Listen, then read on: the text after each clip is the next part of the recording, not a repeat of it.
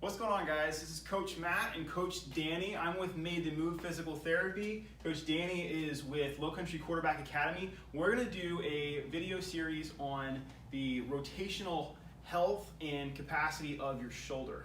Yeah, so a big thing, Matt, that I used in college is working with PVC pipes. So there are a couple different exercises that I like to do.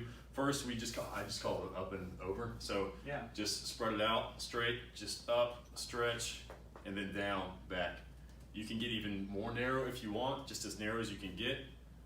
Just up, stretch right there, and back. Just do that about, I'd say, for a couple minutes. Yeah. And I don't know if you want to talk about what that actually does. Yeah. So I like the PVC pipe, and we'll kind of go over different movement patterns we can do with it, but just going up and over is working that shoulder flexion, so you're getting all the way in that overhead archetyped in pattern, which is absolutely essential for shoulder health. That's one of the big planes of movement we want to express. So what are some other good drills you like to do with the PVC pipe? So another one I like to do is just basically working on that external rotation stretch. So there's a lot of external rotation in quarterbacks and pitchers. So you just sit here and just literally stretch out as far as you can. So for probably about 10 seconds, just keep going, let it rest for maybe 5 seconds. Go back and try to stretch it out even more. And I'd work on that for probably 2 or 3 minutes at a time. Yeah, I think that one, out of all the ones, that would probably be the one that I would suggest to most people the most. Do it one more time. I'm gonna give you, maybe make this even a little bit more challenging, is if you can keep this elbow, see how his elbow wants to come out to the side?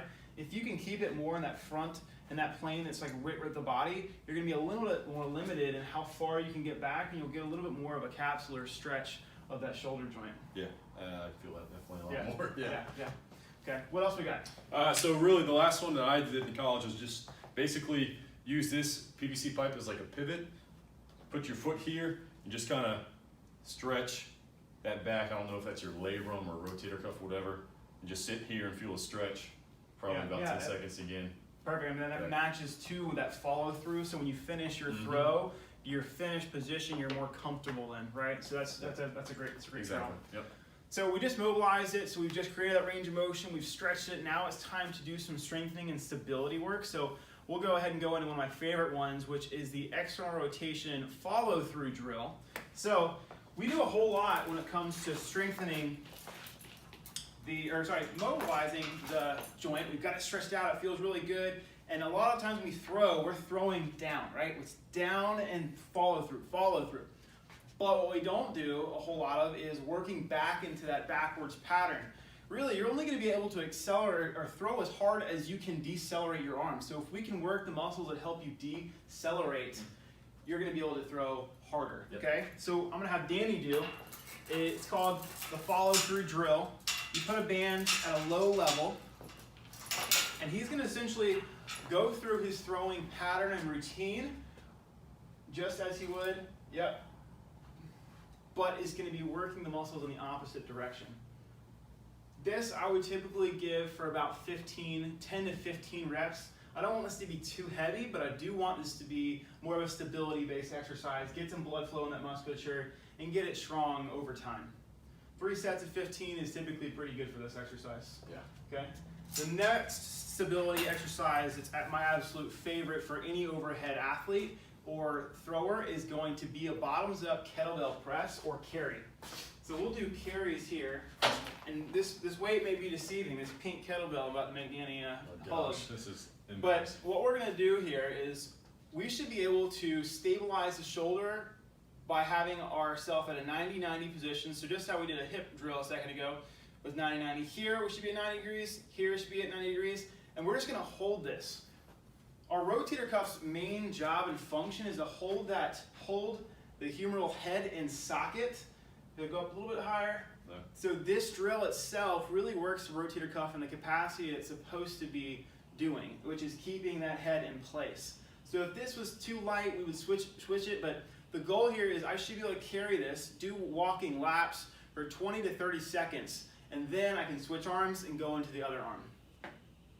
Good. Cool.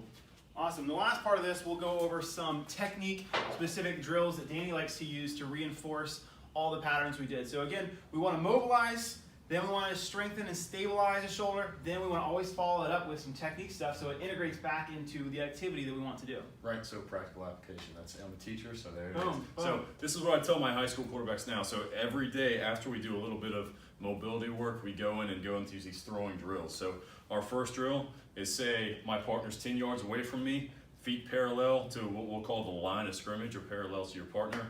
Take that football, rotate back here, and you want to pause. I'll do it this way so you can see. Rotate, pause on the back end of your throw for about a second, feel that rotator cuff working, and then through. So we'll do that for about 5 reps. Then what we'll do is we'll switch lead shoulder down at the target. Do the same thing. Back, hold, then all the way through. Do that about 5 reps. Now I'll switch my feet. So I was here with the lead shoulder down. Now my throwing shoulder is going to face my target. We're going to rotate all the way around, okay? Back, hold, and throw. About 5 reps again. After this, what we'll do is we'll integrate our quick 2 steps or our footwork. So just a quick 2, pause, step and hold, and through. And then 5 reps more. And then we'll integrate what I call a hitch, which we hitch up in the pocket for our footwork. So quick 2, hitch, and throw all the way through there. That's awesome. So as you can see, that warm-up was very elaborate, and it's very important that we do take this like step-by-step approach. Mobilize, stabilize, and then let's get into the drills and make the drills match the activity. So he had his athletes throw in multiple positions so they were comfortable and strong, because in a game scenario, ideally we want to throw from the most ideal and optimal position, but a lot of times that's just not going to happen. If you're on the run, you're going to be able to throw based off whatever way you can get the ball off, right? So we want to be prepared for that, and we can do that by doing specific drills after spending time mobilizing and stabilizing the shoulder. All right, we're getting ready to throw some bombs, guys. There you go. Thanks for watching.